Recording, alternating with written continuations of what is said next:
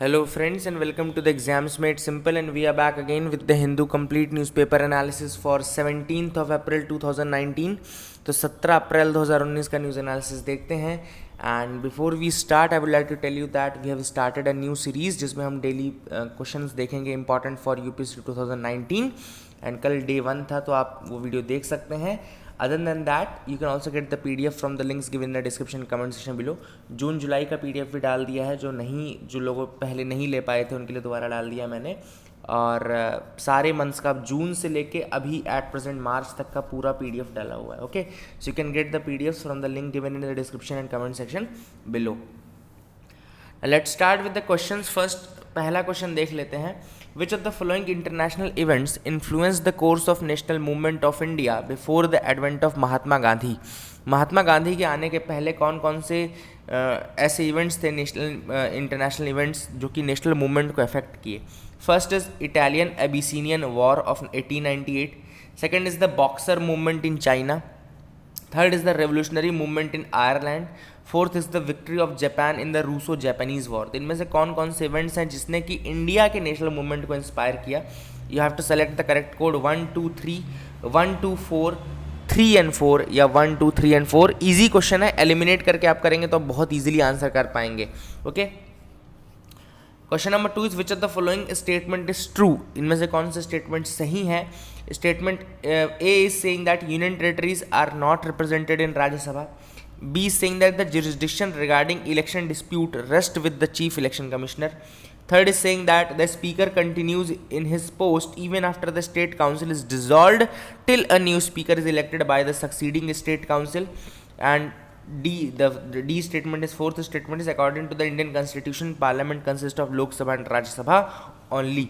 आपको बताना है इनमें से कौन कौन से स्टेटमेंट सही हैं, इनमें से कौन सा स्टेटमेंट सही इनफैक्ट आपको बताना है. Question number 3 is with reference to Dhrupad, one of the major traditions of India that has been kept alive for centuries. Which of the following statements are correct? Dhrupad के regarding कौन सा statement सही है? First is saying that Dhrupad originated and developed in the Rajput kingdom during the Mughal period. Second is saying that Dhrupad is primarily a devotional and spiritual music. Third is saying Dhrupad Alap uses Sanskrit syllables from mantras. Okay, so these are the three questions. थोड़ा tough questions है, but you have to do tough questions as well. तो मैंने शुरुआत में तो आपको थोड़ा easy question दिए थे, लेकिन अभी धीरे धीरे उसकी इंटेंसिटी बढ़ानी पड़ेगी. At least for the last 1 month we have to solve some tough questions as well इस तरीके के. तो please do try to answer. ये सब यूपीएससी के क्वेश्चंस हैं ऑलरेडी, तो आपको ज़्यादा बेटर प्रैक्टिस होगी. You have to select the correct code now. 1 2 only, 2 and 3 only, 1 2 and 3 and none of the above. Now let's start the news analysis part, friend. The first news is that regarding Supreme Court notice to Election Commission. Supreme Court ने भी हड़काया था recently election commission को and कहा था कि you are toothless in the face of hate. मतलब hate speech को आप कंट्रोल करने के लिए कुछ भी नहीं कर पा रहे हो. उसके बाद इलेक्शन कमीशन ने काफ़ी चीज़ें दिखाई, काफ़ी स्ट्रेंथ दिखाई और अपनी शक्तियों को याद करके उन्होंने नोटिस दी. योगी आदित्यनाथ को भी नोटिस गई थी, उसके बाद आजम खान को नोटिस गई थी, मेनका गांधी को नोटिस गई थी, मायावती को नोटिस गई थी. ये सारी चीज़ इलेक्शन कमीशन ने की एंड उनको इलेक्शन कंपेनिंग करने से मना कर दिया फॉर 48 to 72 आवर्स. 72 घंटे तक के लिए इलेक्शन कंपेनिंग करने पे रिस्ट्रेंट लगा दिया इन लोगों के ऊपर. तो काफ़ी अच्छा डिसीजन था इलेक्शन कमीशन का और उन्होंने अपनी पावर्स को दिखाया एटलीस्ट. नहीं, यहाँ पे कुछ प्रोविजंस लिखे हुए हैं कि हेट स्पीच अगर हो रहा है इलेक्शन के टाइम पे तो उसको किस तरीके से रोका जाएगा. तो पहले आपको दिख रहा होगा इंडियन पीनल कोड 1860. तो आईपीसी 1860 के अंतर्गत तो सेक्शन 124A है आईपीसी का, जो कि बोलता है सिडिशन. मतलब इस तरह से आप हेट स्पीच करते हो, सिडिशन लग सकता है आपके ऊपर और आपको अंदर किया जा सकता है 124A के तहत. तो याद रखिएगा सिडिशन का जो है वो 124A है आईपीसी का. बहुत इंपॉर्टेंट है ये 124A ऑफ आईपीसी. किससे रिलेटेड है? सिडिशन से रिलेटेड है. फिर दूसरा है सेक्शन 153A ऑफ आईपीसी. तो 124A हमने देख लिया सिडिशन का है और 153A जो आईपीसी का है वो पिनलाइज करता है promotion of enmity between different groups on grounds of religion, race, place of birth, residence, language etcetera. Okay, मतलब सेक्शन 153A क्या बोलता है कि अगर आप एनमिटी प्रमोट कर रहे हो between different groups on grounds of religion, race, place of birth, residence, language, तो फिर वो गलत है. मतलब कि उसको पिनलाइज किया जाएगा. इसी तरीके से आप देख सकते हैं कि रिप्रेजेंटेशन ऑफ पीपल्स एक्ट 1951 में भी प्रोविजन है 123 का 3A and section 125 they prohibit the promotion of enmity on grounds of reason. मतलब जो सेम आपने यहाँ देखा था 153A ऑफ आईपीसी, वो exactly representation of people's act 1951 में 123 का 3A एंड सेक्शन 125 है। ओके, सेम आईपीसी 153A और जो रिप्रेजेंटेशन ऑफ पीपल्स एक्ट 125 है वो सेम है। फिर इसी तरीके से सिनेमेटोग्राफर्स एक्ट भी है। देखो सिनेमेटोग्राफर्स एक्ट क्या बोलता है, उसका सेक्शन 4, 5B एंड 7 जो है वो बोर्ड ऑफ फिल्म सर्टिफिकेट को ये पावर देता है कि वो प्रोहिबिट कर सके किसी भी फिल्म को या इस तरीके की चीज़ों को जो हेट स्पीच को बढ़ावा दे रही हैं। तो सिनेमेटोग्राफर्स एक्ट कब का है, 1952 का एक्ट है, और उसके जो सेक्शंस हैं कुछ 4, 5B एंड 7 वो एम्पावर करते हैं बोर्ड ऑफ फिल्म सर्टिफिकेट को to prohibit and regulate the screening of a film. देखो ये बताना क्यों ज़रूरी है, क्योंकि मेंस में एक क्वेश्चन आ सकता है कि what are the different provisions और what are the different provisions under different statutes which are there to prevent और टैकल द हेट स्पीच। तब आपको ये सारा लिखना पड़ेगा कि आईपीसी में क्या है, रिप्रेजेंटेशन ऑफ पीपल्स एक्ट में क्या है, सिनेमेटोग्राफर्स एक्ट में क्या है, या फिर cable television network regulation act 1995 में क्या है। ओके, तो ये सारी चीज़ें आप याद रखिएगा, दिमाग में बिठाल के रखिएगा। एक्ट एक बार फिर से बता देता हूँ, आईपीसी का एक्ट 1860 का section 124A and section 153A ये पेनलाइज करते हैं कि आप एनमिटी बढ़ाओ अगर, या 124A तो सिडिशन का है, बिल्कुल दिमाग में रखना है। Representation of people's act 1951 exactly same बोलता है जो 153A ऑफ आईपीसी बोलता है। सिनेमेटोग्राफर्स एक्ट 1952 का बोलता है कि बोर्ड ऑफ फिल्म सर्टिफिकेट जो है प्रोहिबिट कर सकता है, रेगुलेट कर सकता है screening of a film. And cable television network regulation act 1995 का सेक्शन 5 एंड सेक्शन 6 जो बोलते हैं वो प्रोहिबिट करते हैं ट्रांसमिशन और retransmission of a programme through cable network जो कि प्रॉपर कोड में ना हो, प्रॉपर स्टैंडर्ड्स फॉलो ना कर रहा हो, उसको मना कर सकते हैं आप, उसको प्रोहिबिट किया जा सकता है under this cable television network regulation act of 1995। तो ये सारे मैंने आपको बता दी हैं, अब आपके दिमाग में रहने चाहिए। Please make sure you remember all these things. Sensex and Nifty touch a new high. तो आज मैंने सोचा कि आपको सेंसेक्स, निफ्टी, बीएसई, एनएसई सब बता दिया जाता है एक बार, तो अच्छा रहेगा। सेंसेक्स आपको पता है सेंसिटिव इंडेक्स बोलते हैं इसको। देखो पहले तो एक इंडेक्स कैलकुलेट किया जाता है क्योंकि बहुत सारी कंपनीज रहती हैं, लगभग 5500 कंपनीज है जो कि बीएसई में लिस्टेड है, 5500 कंपनीज के आसपास लिस्टेड है। लेकिन सेंसेक्स जो होता है वो सेलेक्टेड 30 कंपनीज़ का होता है, 30 चूजन कंपनीज़ का होता है। 1986 में स्टार्ट हुआ था। Sensex is calculated on 30 chosen companies, remember this. और फ्री फ्लोट मार्केट कैपिटलाइजेशन के थ्रू वो सेलेक्ट किया जाता है। तो ये 30 कंपनीज जो हैं बहुत बड़ी कंपनीज है, ये रिप्रेजेंटेटिव जैसे अदानी है और भारती एयरटेल, ये सारी कंपनीज हैं इस BSE 30 के अंदर। तो इन कंपनीज को किया जाता है, और अगर स्टॉक बढ़ रहा है मतलब कि लगभग सारे शेयर्स ऊपर जाएंगे, और स्टॉक अगर घट रहा है मतलब कि सारे शेयर्स नीचे जा रहे हैं, उनके रेट घट रहे हैं, है ना। तो याद रखिएगा 30 कंपनीज का स्टार्टेड इन 1986, इसको बोलते हैं अपन सेंसेक्स। Okay, sensitive index. और सेंसेक्स का जो बेस ईयर है वो 78-79 है। 1978-79 is the base year for Sensex and base value is 100। Base value 100 है और बेस ईयर 78-79 है सेंसेक्स की। ओके, अब अपन एक बात करते हैं BSE NSE जो बेसिकली है। BSE जो है वो तो बोलते हैं Bombay stock exchange. Bombay stock exchange ये दलाल स्ट्रीट मुंबई महाराष्ट्र में सिचुएटेड है। कहाँ पे है? Dalal street in Mumbai Maharashtra. Now it was established in 1875। BSE जो स्टैब्लिश हुआ तो 1875 में स्टैब्लिश हुआ था and it is Asia's oldest stock exchange. Okay, तो BSE कब स्टैब्लिश हुआ था? 1875 में। एशिया का ओल्डेस्ट स्टॉक एक्सचेंज है, याद रखिएगा। इसी तरीके से नेशनल स्टॉक एक्सचेंज की बात करें, देखो जो सेंसेक्स हमने बोला, सेंसेक्स BSE का होता है। BSE मतलब बॉम्बे स्टॉक एक्सचेंज की 30 कंपनीज का। ओके, वो सेंसेक्स कहलाता है। निफ्टी क्या सॉरी पहले अपन नेशनल स्टॉक एक्सचेंज देख लेते हैं। तो नेशनल स्टॉक एक्सचेंज क्या है? बेसिकली ये भी एक स्टॉक एक्सचेंज है जो कि मुंबई में ही सिचुएटेड है, और ये इस्टेब्लिश किया गया था in order to stop the monopoly of Bombay stock exchange. क्योंकि इंडिया में केवल एक मात्र था बॉम्बे स्टॉक एक्सचेंज, उसकी मोनोपोली को ख़त्म करने के लिए basically national stock exchange start किया गया। ये स्टार्ट हुआ था 1992 में। It was first established in 1992 as a first demutualised electronic exchange of the country. Okay, so NSE was established in 1992 as the first demutualized electronic exchange in the country। और अब देखिए बहुत इंपॉर्टेंट चीज़, Nifty. मैंने आपको बताया कि Sensex जो होता है वो 30 कंपनीज का होता है जो कि BSE में लिस्टेड है। ओके, BSE मैंने आपको बताया 1875 एशिया का ओल्डेस्ट स्टॉक एक्सचेंज है। उसके बाद मैंने बताया कि उसकी 30 कंपनी को सेलेक्ट करके जब उसका एक लिस्टिंग की जाती है तो वो सेंसेक्स कहलाता है। फिर मैंने आपको एनएसई के बारे में बताया कि 1992 में बना था to stop the monopoly of what, to stop the monopoly of Bombay stock exchange. अब निफ्टी क्या होता है, निफ्टी बेसिकली 50 कंपनीज का ग्रुप होता है जिनके शेयर्स को अब इंडेक्सिंग किया जाता है और वो लिस्टेड रहती है नेशनल स्टॉक एक्सचेंज में। तो बीएसई में जो लिस्टेड है उनका सेंसेक्स होता है, और निफ्टी जो होता है बेसिकली वो नेशनल स्टॉक एक्सचेंज में जो लिस्टेड कंपनीज हैं उनकी 50 कंपनीज के इंडेक्स को कहते हैं। ओके, तो this is very important, make sure you remember this. वहाँ पे मैंने सेंसेक्स का बेस ईयर बताया था 1978-79, यहाँ पे बेस ईयर होता है 1995, जो निफ्टी के समय बेस ईयर होता है 1995, और जो बॉम्बे स्टॉक एक्सचेंज में वैल्यू थी बेस वो थी 100, यहाँ पे जो वैल्यू है वो है 1000। तो आई होप आपको क्लैरिटी दोनों में डिफरेंस और काफ़ी एक डिटेल्ड मैंने एक आपको बता दिया ताकि आपके दिमाग में ही ना रहे, बल्कि आपको एग्जाम में भी अगर कोई ऐसा क्वेश्चन आता है तो आप उसको सॉल्व कर पाएँ ईजिली। अब इलेक्शन का टाइम है तो ज़्यादा न्यूज़ अच्छी ढंग की नहीं है, वी कैन मूव अहेड, जल्दी से हम आगे बढ़ सकते हैं। और आज तो एडिटोरियल्स भी ढंग के नहीं थे, तो आई विल टेल यू कि क्यों ढंग के नहीं थे। ED attaches the assets for funding terror. Okay, तो इन्फोर्समेंट डायरेक्टरेट ने अटैच कर लिया प्रॉपर्टीज़ और कश्मीरी बिजनेसमैन ज़हूर अहमद शाह वताली की, और इन ऑर्डर जिनके ऊपर एलिज्ड थे कि he was funding the terrorist and all. तो यहाँ पे इन्फोर्समेंट डायरेक्टरेट के बारे में देख लेते हैं। एक मल्टी डिसिप्लिनरी ऑर्गेनाइजेशन है जो कि प्रोविजंस 2 स्पेशल लॉज के फॉलो करती है, 2 स्पेशल लॉज को इन्फोर्स करती है बेसिकली। एक है foreign exchange management act 1999, foreign exchange management act of 1999, और दूसरा है prevention of money laundering act 2002। तो फेमा 1999 और पीएमएलए 2002, इन बेसिकली 2 एक्ट्स को इन्फोर्स करती है इन्फोर्समेंट डायरेक्टरेट। ओके, याद रखिएगा।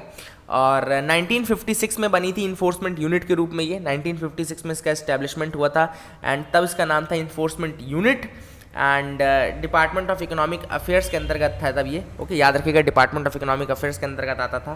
बाद में 1957 में इसको इन्फोर्समेंट डायरेक्टरेट बना दिया गया। ओके, इन्फोर्समेंट डायरेक्टरेट इसको बनाया गया 1957 में। ओके, तो that is very very important, ये याद रखिएगा। एंड अब ये डिपार्टमेंट ऑफ रेवेन्यू के अंदर आता है। Okay, it functions under the department of revenue now. And current chairman जो है इसके संजय कुमार मिश्रा हैं, तो ये भी आप याद रखिएगा, that is another thing which is important, क्योंकि कुछ एग्जाम ऐसे डायरेक्टली पूछ लेता है कि ईडी के हेड कौन है, चेयरमैन कौन है, ये है।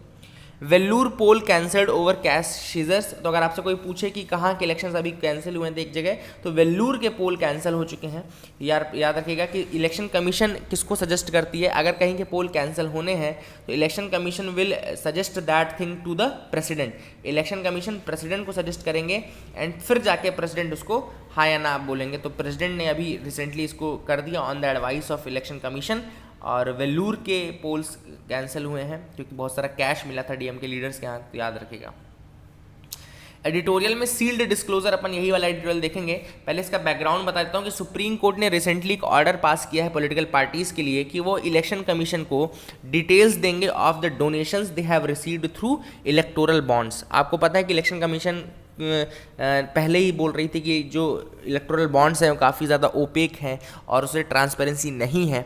इस कारण से सुप्रीम कोर्ट ने क्या डिसीजन दिया कि जो पार्टीज़ हैं, पॉलिटिकल पार्टीज़, उनको जो डोनेशंस मिल रही हैं उसके रिगार्डिंग वो इन्फॉर्मेशन प्रोवाइड करेंगे इलेक्शन कमीशन को in sealed, basically sealed envelopes में उनको इन्फॉर्मेशन देनी पड़ेगी और इलेक्शन कमीशन के पास भेजनी पड़ेगी, और ये सारी चीज़ें सुप्रीम कोर्ट ने बोली थी। इसी बैकग्राउंड में ये आर्टिकल लिखा गया है। अब ऑथर का कहना है कि बहुत सही डिसीजन है, डिलेड स्टेप है लेकिन सही डिसीजन है, एटलीस्ट कि राइट डिसीजन है, but it's a delayed step, क्योंकि अब तो वैसे ही पॉलिटिकल फंडिंग हो चुकी है। इस जनरल इलेक्शन में तो कोई इफेक्ट होगा नहीं इस चीज़ का, है ना। फंडिंग हो चुकी है, सब कुछ हो चुका है, पैसा मिल चुका है। 95% पैसा जो था वो बीजेपी के पास ही गया है। ये भी रिपोर्ट्स पे आया था, आपको पता है कि एक ही पॉलिटिकल पार्टी थी जिसके पास 95% of the money was collected. Okay, तो ये सारी चीज़ें हमने देखी। And this step will not reduce the impact of schemes on this general election, लेकिन ये इंपॉर्टेंट है कि आगे के लिए एटलीस्ट जो जैसे इन्होंने बोला है, एक इंपॉर्टेंट चीज़ ऑथर ने ये सजेस्ट की है कि पॉलिटिकल फंडिंग जो ये हो रही है इसको पब्लिक करने के लिए भी होना चाहिए ऑप्शन, सिर्फ सील्ड इन्वॉल्व्स में ना रह जाए चीज़ें, और उसको पब्लिक डोमेन में इन्फॉर्मेशन लानी चाहिए ताकि एक डर बना रहे और जो ट्रांसपेरेंसी है पॉलिटिकल फंडिंग में वो आ सके। ओके, तो ये भी बहुत इंपॉर्टेंट है कि उसको पब्लिक करने के का भी इसमें प्रोविज़न होना चाहिए। एंड ऑथर ने काफ़ी ज़्यादा बताएं कि नेगेटिव इम्पैक्ट बहुत ज़्यादा इलेक्टोरल बॉन्ड स्कीम के, क्योंकि ओपेकनेस आ रही थी, उन्होंने लिमिट भी हटा दी थी, प्लस उन्होंने बोला था कि मैंडेटरी नहीं है इन्फॉर्मेशन देना। इनफैक्ट हमारे जो अटॉर्नी जनरल हैं उन्होंने तो ये भी कह दिया कि कोई ज़रूरत नहीं है, voters have no right to know कि कहाँ से डोनेशन पॉलिटिकल पार्टीज़ को आ रही है, तो ये सारी चीज़ें भी थी, लेकिन this was a good decision overall and इससे काफ़ी ज़्यादा ट्रांसपेरेंसी आने की संभावना है। तो ये इलेक्शन है ना, जो ये आर्टिकल है Indian election south Asian concerns, तो बेसिकली यहाँ पे पूरा नरेंद्र मोदी और कांग्रेस पे ले गई है। वैसे ये आर्टिकल अच्छा हो सकता था, बट किस में चला गया, पूरा नरेंद्र मोदी और उसके कांग्रेस के ऊपर। फिर क्रॉस रोड्स जो है ओमार अल बशीर को, आप पता है कि ओमार अल बशीर को सूडान से हटा दिया गया है और वहाँ पे मिलिट्री कू हो गई है। So on that this article was written, not important for us as an aspirant, हमको जानने की ज़रूरत इसकी नहीं है, इलेक्शन एग्जाम में नहीं पूछेगा आपसे सूडान क्राइसिस के बारे में। बस आपको इतना याद रखना है कि ओमार अल बशीर कहाँ के हैं, ओमार अल बशीर जो है वो सूडान का है, उसको रिमूव कर दिया गया और जो पावर है that has gone to the ये आर्मी, वहाँ पे जो मिलिट्री है उसके पास चली गई। लेकिन ऑथर ने इस आर्टिकल में ये बोला था कि जल्दी से जल्दी सिविलियन रूल आना चाहिए। आर्मी अगर रहेगी तो और ज़्यादा टेरराइज्ड रहेंगे, जो राइट्स हैं वो बिल्कुल नहीं आ पाएंगे लोगों के पास। तो फाइनली जो पावर है वो सिविलियन के हाथों में ही ट्रांसफ़र होनी चाहिए। Implication of the Indonesian vote, ये इंडोनेशिया के वोट्स के ऊपर है, तो ये भी हम डिस्कस नहीं करेंगे। तो आपको दिख रहा होगा कि बहुत ज़्यादा खास आर्टिकल्स नहीं थे जो कि अपने एग्जाम को इम्पैक्ट करें, तो we will not be discussing that, क्योंकि अभी इलेक्शन वैसे भी प्रीलिम्स का भी टाइम है, तो अपन थोड़ा सा देख के ही चलेंगे। प्रणॉय रॉय की एक बुक आने वाली है, तो ये फैक्ट देख लेते हैं। प्रणॉय रॉय ने एक बुक लिखी जिसका नाम है the verdict decoding India's elections. Okay, ये किताब उन्होंने लिखी है दोराब आर सुप्रीवाला के साथ। ओके, तो प्रणॉय रॉय की किताब है, नाम याद रखिएगा the verdict decoding India's elections. Okay, the verdict decoding India's elections, Prannoy Roy and Dorab R Sopariwala. Okay, याद रखिएगा। ये काफ़ी इंपॉर्टेंट एक डाटा पॉइंट आया था, तो इलेक्शन लॉजिस्टिक्स की बात कर लेते हैं। तो जो ड्यूरेशन है 2019 लोकसभा इलेक्शंस की, वो second longest in the India's history. तो सारे हिस्ट्री को अगर हम उठा के देखें इलेक्शन की इंडिया में, तो जो सबसे बड़ी ड्यूरेशन थी वो थी 1951-52 के इलेक्शन में। 1951-52 के इलेक्शन जो थे वो लॉन्गेस्ट थे। उसके बाद 2019 के जो इलेक्शन हैं वो लॉन्गेस्ट हैं। आफ्टर 1951-52 दिस इज़ द मतलब second longest elections in India history, याद रखेगा। और अगर हम इन्फ्लेशन को एडजस्ट करके देखें तो 2014 के जो इलेक्शंस थे they were the most expensive. Okay, अभी तक 2019 इलेक्शंस के कोई फिगर फैक्ट नहीं अवेलेबल है, बट अभी तक अगर हम देखें 2014 तक, तो 2014 के ही सबसे अधिक एक्सपेंसिव थे, एब्सोल्यूट टर्म्स में भी और एक्सपेंसेस पर वोटर के टर्म में भी। सबसे अधिक एक्सपेंसिव कौन से इलेक्शंस थे? 2014 के। लॉन्गेस्ट कब के थे? 1951-52 के। सेकेंड लॉन्गेस्ट कहाँ के हैं? 2019 के।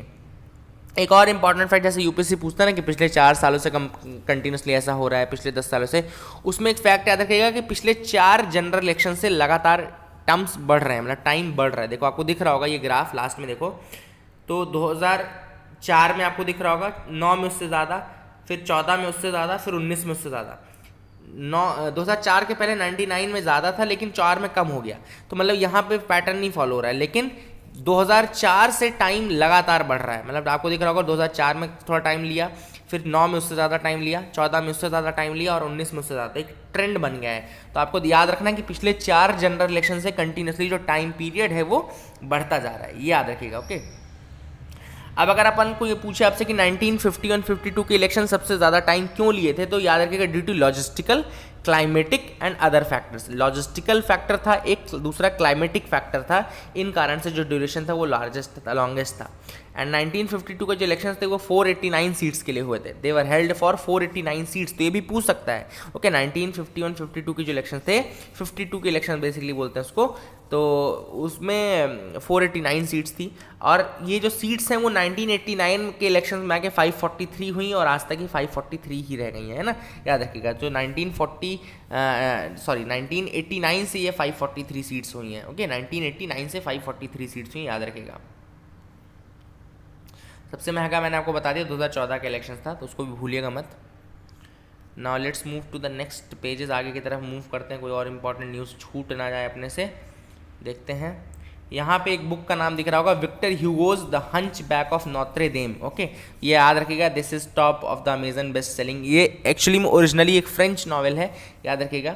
एंड विक्टर ह्यूगो ने इसको लिखा है, इसका नाम याद रखिएगा the Hunchback of Notre Dame. Okay, तो अगर ऐसे आप पूछे कि the Hunchback of Notre Dame किसने लिखी है, तो याद रखिएगा किसने लिखी है, विक्टर ह्यूगो ने लिखी है। तो ये भी एक फैक्ट है जो अपने को याद हो गया है ना। आगे बढ़ते हैं। Iran labels US troops in West Asia as terrorist. अगर आपसे पूछे कि किस कंट्री ने यूएस ट्रूप्स को अभी टेररिस्ट घोषित कर दिया है, तो ईरान ने लेबल किया है यूएस ट्रूप्स को टेररिस्ट इन वेस्ट एशिया। क्यों किया? क्योंकि यूएसए ने क्या किया कि यूएसए ने जो रेवोल्यूशनरी गार्ड थे, रेवोल्यूशनरी गार्ड कहाँ के हैं? ईरान के होते हैं। ईरान के जो गार्ड्स होते हैं उनको, स्पेशल गार्ड्स होते हैं, उनको रेवोल्यूशनरी गार्ड बोला जाता है। तो ईरान के रेवोल्यूशनरी गार्ड्स को यूएसए ने टेररिस्ट घोषित कर दिया था। उसके एवज में, उसके रिवेंज में ईरान ने यूएस की फोर्सेस को जो वेस्ट एशिया में, उनको टेररिस्ट बोल दिया। तो याद रखिएगा, एक रेजोल्यूशन पास किया और उसमें टेररिस्ट बोल दिया। तो अगर आपको याद रखना पड़ेगा कि कौन सी कंट्री ने ऐसा किया है, याद रखिएगा, है ना। दास में भी indicating second generation policy signal. अब सेकंड जनरेशन पॉलिसी सिग्नल क्या है? बेसिकली कि अभी क्या होता है कि जो अभी जो रेट रिवीजन होता है वो 25 बेसिस पॉइंट के मल्टीपल्स में होता है। मतलब 25 बेसिस पॉइंट या 50 बेसिस पॉइंट या 75 बेसिस पॉइंट ऐसे बढ़ाते हैं, घटाते हैं। बेसिस पॉइंट क्या होता है? बेसिकली 25 बेसिस पॉइंट का मतलब है 0.25। मतलब सपोज अगर 6% रेपो रेट चल रहा है और 25 बेसिस पॉइंट घटा दिया गया, तो मतलब क्या 5.75% हो जाएगा रेपो रेट, है ना। मतलब 25 बेसिस पॉइंट का मतलब होता है कि 0.25% डिक्रीज कर दिया। 50 बेसिस पॉइंट का मतलब है 0.5% डिक्रीज कर दिया, है ना। 50 बेसिस पॉइंट बढ़ाने का मतलब कि 0.50% बढ़ा दिया, है ना। अगर कोई 6% चल रहा था और कोई आपसे बोले कि यार 50 बेसिस पॉइंट बढ़ा दिया, मतलब कि 6 + 6% चल रहा था और 50 बेसिस पॉइंट बढ़ा दिया, तो इसका मतलब होगा 6 + 0.50, मतलब कि 6.50, है ना। अब उसको चेंज करने की जरूरत है, मतलब कि सपोज 10 के मल्टीपल में या 15 के मल्टीपल में भी हो सकता है पॉलिसी रेट्स चेंज किए जाएं, मतलब कि 30 बेसिस पॉइंट या 60 बेसिस पॉइंट, जैसे ये सब अभी नहीं होता है।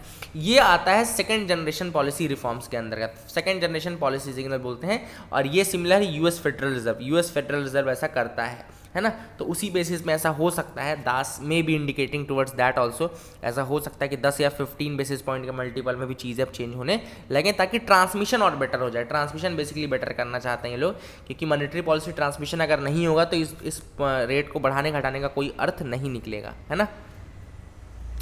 Now let's move to the next pages. Sports section में कोई ऐसे खास न्यूज़ नहीं है, लेकिन कल बार्सिलोना और मैनचेस्टर यूनाइटेड का मैच था। एपिक मैच वाज दैट, बहुत प्यारा मैच था एंड बार्सिलोना ने जीत हासिल की, that was good. New York Times Wall Street Journal wins Pulitzer prizes. तो पुलिट्जर प्राइज के बारे में आप याद रखिएगा, न्यूयॉर्क टाइम्स वॉल स्ट्रीट की ज़्यादा इंपॉर्टेंट ये है कि पुलिट्जर प्राइज किस फील्ड में मिलता है, तो ये जर्नलिज्म की फील्ड में मिलता है, याद रखिएगा। It is a prestigious journalism award, तो याद रखिएगा ये चीज़, जर्नलिज्म का अवार्ड है, पुलिट्जर प्राइज बोलते हैं इसको। Lakes are filled with liquid methane on Titan. तो टाइटन तो आप सबको पता होना चाहिए, टाइटन क्या है? बेसिकली सैटर्न का मून है, it's a moon of Saturn, जिसका नाम है टाइटन, याद रखिएगा। क्या नाम है? टाइटन नाम है। और किसका मून है ये सैटर्न का मून है।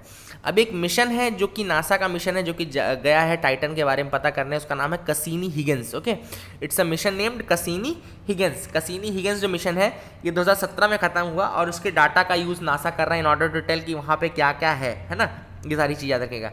और वहाँ पे उनको लिजिया मेयर नाम की एक largest known body of liquid मिली है टाइटन में, the second largest known body of liquid on Titan, जिसका नाम है लिजिया मेयर। तो अगर आपसे कोई पूछे कि ये लिजिया मेयर क्या है, it's a body of liquid on Titan, याद रखिएगा। काफ़ी ज़्यादा ये आपके components of petroleum and natural gas वहाँ पे मिले हैं, हाइड्रोकार्बन्स काफ़ी ज़्यादा आपको मिले हैं, ये सारी चीज़ याद रखिएगा। कसीनी हिगेंस मिशन का नाम याद रखिएगा, सैटर्न के मून टाइटन के बारे में, एंड नासा का मिशन है, NASA's Cassini Huygens, and liquid methane से lakes filled with liquid methane, मतलब कि हाइड्रोकार्बन्स एंड पेट्रोलियम ये सब बहुत ज़्यादा मिला है वहाँ पे, ये याद रखिएगा। लिजिया मेयर अगर आपसे कोई पूछे कि क्या है, it's second largest known body of liquid on Titan, Ligeia Mare. So that is it for the day, friends. I hope you liked our video. Please do like, share, subscribe. Keep loving us, keep sharing us. Thank you and have a nice day.